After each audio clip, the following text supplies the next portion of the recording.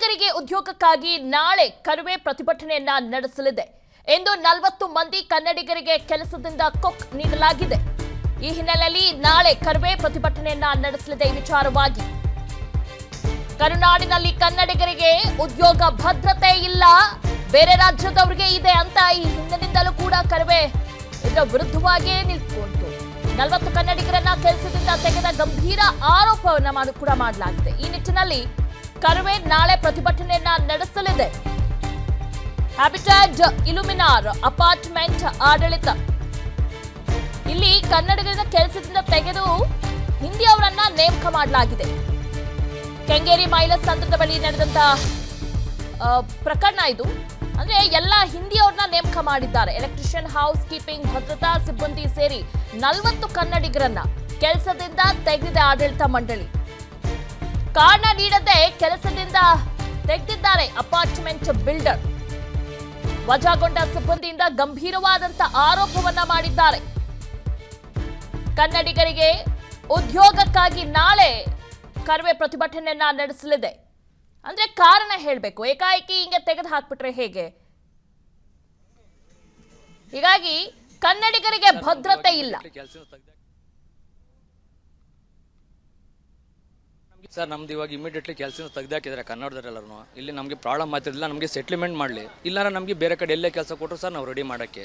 But ಇವ್ರು ಕೇಳಿದ್ರೆ ಏಜೆನ್ಸಿಯರೇ ತೆಗ್ದಾಕರು ಅಂತ ನಮ್ಗೆ ಹೇಳ್ತಿದ್ದಾರೆ, ಆಮೇಲೆ ಬಿಲ್ಡರ್ ತೆಗ್ದಾಕರು ಅಂತಲೂ ಹೇಳ್ತಾ ಇದ್ದಾರೆ.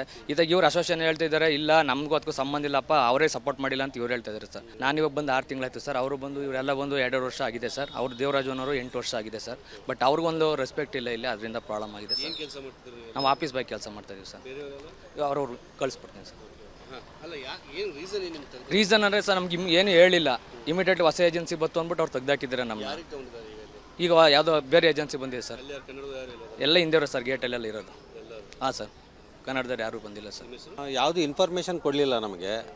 ತೆಗೆದ್ರು ಬೇರೆ ಯಾವುದೋ ಏಜೆನ್ಸಿ ಬರುತ್ತೆ ಅಂದರು. ಆ ಸ್ಯಾಲ್ರಿದು ಏನು ಅಂತ ನಮ್ಗೆ ಕ್ಲಾರಿಟಿ ಕೊಟ್ಟಿಲ್ಲ.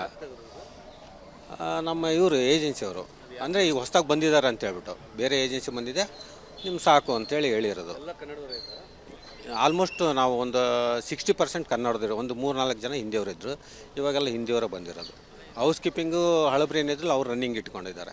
ನಮಗೆ ಏನಂತಂದರೆ ಇವಾಗ ಏನು ಇಮಿಡಿಯೇಟಾಗಿ ತೆಗೆದಿದ್ದಾರಲ್ಲ, ಅದೇನಾದ್ರು ಒಂದು ಕ್ಲಾರಿಟಿ ಕೊಡಿ ನಮಗೆ. ಪೇಮೆಂಟ್ ಏನು, ಆಮೇಲೆ ಇಮಿಡಿಯೇಟಾಗಿ ತೆಗೆದ್ರೆ ಮತ್ತು ಈಗ 1-2 ತಿಂಗಳು ಮತ್ತೆ ಕೆಲಸ ಹುಡ್ಕೋಕ್ಕೂ ಇದಾಗುತ್ತೆ, ಪ್ರಾಬ್ಲಮ್ ಆಗುತ್ತೆ, ಸಿಗಲ್ಲ ಇಮಿಡಿಯೇಟಾಗಿ. ಮತ್ತು ಅದ್ರದ್ದು ಹೆಂಗೆ ಅದು ಆ ಸೆಟಲ್ಮೆಂಟ್ ಬೇಕಲ್ಲ, ಅದನ್ನು ಅಷ್ಟೇ ಕೇಳ್ತಾ ಇರೋದು. ಇಲ್ಲಿ ಯಾವುದು ಇನ್ಫಾರ್ಮೇಷನ್ ಕೊಡಲಿಲ್ಲ ನಮಗೆ.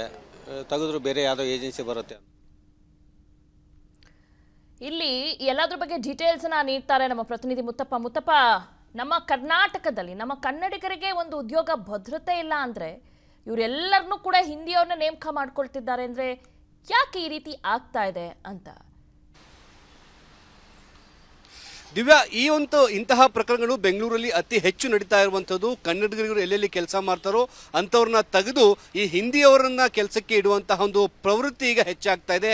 ಇದಕ್ಕೆ ಸಾಕ್ಷಿಯಾಗಿ ಈ ಒಂದು ಮೈಲ್ ಸಂದ್ರದಲ್ಲಿರುವಂತಹ ಅಪಾರ್ಟ್ಮೆಂಟಲ್ಲಿ 40ಕ್ಕೂ ಅಧಿಕ ಕನ್ನಡಿಗರು ಸೆಕ್ಯೂರಿಟಿ ಗಾರ್ಡ್ ಆಗಿ, ಎಲೆಕ್ಟ್ರಿಷಿಯನ್ಸ್ ಆಗಿ, ಜೊತೆಗೆ ಹೌಸ್ ಕೀಪರ್ ಆಗಿ ಕೆಲಸ ಮಾಡ್ತಾ ಇದ್ರು, ಕೆಲವು ವರ್ಷದಿಂದ ಮಾಡ್ತಾ ಇದ್ರು. ಆದರೆ ಯಾವಾಗ ಏಜೆನ್ಸಿ ಬದಲಾಗುತ್ತೋ ಆ ಏಜೆನ್ಸಿ ಏನು ಮಾಡುತ್ತೆ, ಕನ್ನಡಿಗರು ಇದೆಲ್ಲರನ್ನೂ ತೆಗೆದುಬಿಟ್ಟು ಹಿಂದಿಯವ್ರನ್ನ ನೇಮಕ ಮಾಡುವಂತಹ ಕೆಲಸ ಮಾಡ್ತಾರೆ. ಕಾರಣ ಇಷ್ಟೇ, ಕಡಿಮೆ ಸಂಬಳಕ್ಕೆ ಇವರೆಲ್ಲ ಬರ್ತಾರೆ. ಅಂದ್ರೆ ಕನ್ನಡಿಗರಿಗೆ ಒಂದು 10,000 ಕೊಡ್ತಾ ಇದ್ರೆ ಹಿಂದಿಯವರಿಗೆ 5,000ಕ್ಕೆ ಬಂದ್ಬಿಡ್ತಾರೆ. ಜೊತೆಗೆ ಇವರು ಇಡೀ ಕುಟುಂಬನೇ ಬರುವಂತಹ ಕಾರಣಕ್ಕಾಗಿ ಹಿಂದಿಯವರಿಗೆ ಹೆಚ್ಚು ಪ್ರಾಮುಖ್ಯತೆ ಕೊಡುವಂತಹ ಕೆಲಸವನ್ನ ಇತ್ತೀಚಿನ ಕಂಪನಿಗಳು ಮತ್ತು ಅಪಾರ್ಟ್ಮೆಂಟ್ಗಳು ಕೂಡ ಮಾಡ್ತಿದ್ದಾವೆ. ಈ ಒಂದು ಹ್ಯಾಬಿಟೇಟ್ ಕಂಪನಿಯಲ್ಲಿ ಕೂಡ ಅಷ್ಟೇ ಹಲವು ವರ್ಷಗಳಿಂದ ಈ ಒಂದು 40 ಜನ ಏನು ಕಾರ್ಮಿಕರು ಅಲ್ಲಿ ಕೆಲಸ ಮಾಡ್ತಾ ಇದ್ರು, ಅವ್ರನ್ನ ಏಕಾಏಕಿ ನಿನ್ನೆ ಕರೆದ್ಬಿಟ್ಟು ಯಾರು ಕೂಡ ನಾಳೆಯಿಂದ ಕೆಲಸಕ್ಕೆ ಬರಬಾರ್ದು ಅಂತೇಳಿ ಅವರಿಗೆ ನಿರ್ದೇಶನ ಕೊಡ್ತಾರೆ. ಯಾಕೆ ಅಂತ ಕೇಳಿದ್ರೆ ಯಾವುದಕ್ಕೂ ಕೂಡ ಉತ್ತರ ಕೊಡೋದಿಲ್ಲ. ಆದರೆ ಅವ್ರ ಜಾಗಕ್ಕೆ ಹಿಂದಿಯವ್ರನ್ನ ನೇಮಕ ಮಾಡುವಂತಹ ಕೆಲಸ ಕೂಡ ಮಾಡ್ತಾರೆ. ಇದರ ಜೊತೆಗೆ ಹಿಂದಿಯವರಿಗೆ ಅತಿ ಹೆಚ್ಚು ಪ್ರಾಮುಖ್ಯತೆ ಕೊಡೋದು ಕೂಡ ಈಗ ಗೊತ್ತಾಗ್ತಿರುವಂತದ್ದು. ನಾಳೆ ಕರವೇ ಸಂಘಟನೆ ಕೂಡ ಕನ್ನಡಿಗರಿಗೆ ಉದ್ಯೋಗ ಕೊಡಿಸಬೇಕಂತ ಹೇಳಿ ಪ್ರತಿಭಟನೆಯನ್ನ ಕೈಗೊಳ್ತಾ ಇದೆ. ಇದರ ಬೆನ್ನಲ್ಲೇ ಈಗ ಕನ್ನಡಿಗರನ್ನ ಕೆಲಸದಿಂದ ತೆಗೆಯುವಂತಹ ಒಂದು ಕೆಲಸಗಳು ಕೂಡ ಹೆಚ್ಚಾಗ್ತಾ ಇದ್ದಾವೆ. ಸದ್ಯ ಈ ಬಗ್ಗೆ ಕರವೇ ಕಾರ್ಯಕರ್ತರು ಕೂಡ ಸ್ಥಳಕ್ಕೆ ಬಂದು ಪ್ರತಿಭಟನೆ ಮಾಡುವಂತಹ ಸಾಧ್ಯತೆ ಇದೆ.